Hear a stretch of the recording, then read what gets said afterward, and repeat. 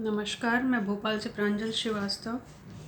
28 सितंबर 2020 को नीतू अग्रवाल ने मिसरोद पुलिस के सहयोग से हमारे पूरे परिवार के खिलाफ 498A की FIR दर्ज की, जिसके बारे में मैं कुछ बताना चाहती हूँ कि प्रताड़ित नीतू नहीं बल्कि हमारा पूरा परिवार है।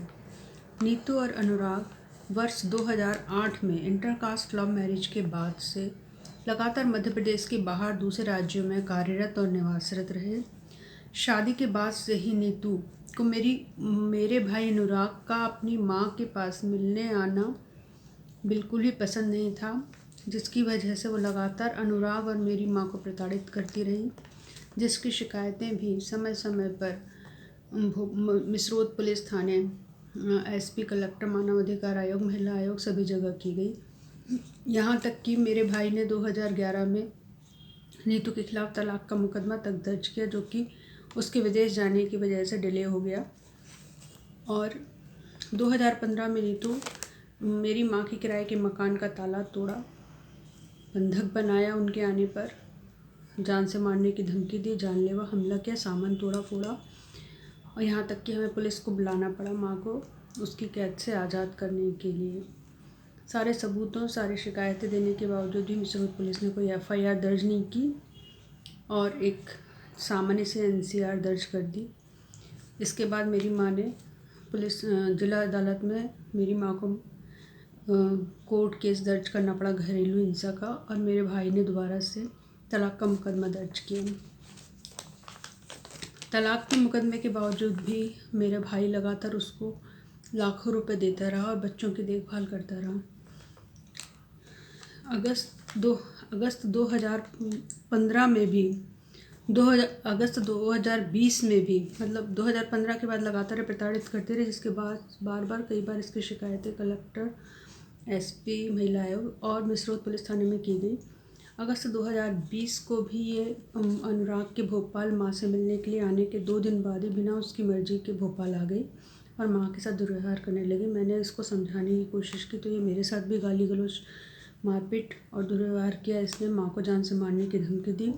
पुलिस को बुलाया, पुलिस ने कोई सहयोग नहीं किया। पुलिस थाने जाके बयान भी दर्ज कराया 26 अगस्त 2020 को, लेकिन पुलिस ने कुछ भी एक्शन नहीं लिया। 15 सितंबर 2020 को पुनः मिसरोद पुलिस थाने में शिकायत दर्ज की गई। TI निरंजन शर्मा बार बार आश्वासन देते रहे, कभी कहते कि हम पुनः इसको ढूंढने कहाँ जाएंगे, कभी कोई बहाना बनाते रहे, कभी कहते कि आप आएगी तो तुरंत हमें सूचना देना। इस तरह से उन्होंने व्यवहार किया और इसके खिलाफ कोई एक्शन नहीं लिया। 27 सितंबर 2020 में ये साजिशन झूठा केस लगाने के लिए भोपाल आई और अनुराग की अनुपस्थिति में, अनुराग को बताए बिना भोपाल आई, और उसके बाद इसने दरवाज़ा खुलवाने के लिए प्रयास किया, जबकि जो पहले से बंद था दरवाज़ा। मैं अपनी माँ के साथ नहीं रहती हूँ, अलग रहती हूँ, तो माँ के साथ बाई चांस उस समय मैं उनके घर पे थी, तो हमने अपनी रक्षा के लिए दरवाज़ा नहीं खोला और सभी जगह सूचित किया पुलिस को, लेकिन पुलिस ने कुछ नहीं किया। कुछ समय के बाद, 20-22 दिन के बाद हमें पता चला कि हमारे ऊपर एक FIR, एक शिकायत दर्ज की गई है। जब बाद में पता चला कि FIR दर्ज हुई है हमारे खिलाफ 498A की, पूरे परिवार के खिलाफ, कि हम इसको 12 साल से प्रताड़ित कर रहे हैं, जबकि हकीकत यह है कि प्रताड़ित हम नहीं कर रहे हैं और इसने हमें प्रताड़ित किया। अगर हमने 12 साल से इसको प्रताड़ित किया तो इसने कहीं हमारी शिकायत क्यों नहीं की, और क्यों ये मेरी माँ के पास आना चाह रही थी अगर मेरी माँ इसको प्रताड़ित कर रही थी। कई बार ये मेरी माँ से माफ़ी मांग चुकी है अपनी की और बार, और उसके बाद मेरी माँ इसको माफ़ भी कर देती है, पर फिर बार अपना दुर्व्यवहार दोहराती रही है। इसकी स्थिति यहाँ तक की हो गई है कि इसने हम लोगों के ऊपर एक इतना बड़ा झूठा केस तक लगा दिया। अब मुझे बाद में ये भी पता चला है कि इसने रिश्वत देके FIR दर्ज की। तो मेरा निवेदन ये है कि एक तो बिना सबूत की इस FIR को, क्योंकि इसका चालान पेश हो चुका है, इसमें एक भी सबूत नहीं है, क्योंकि हम लोगों ने कुछ किया ही नहीं है, तो सबूत कैसे होगा उस चीज़ का।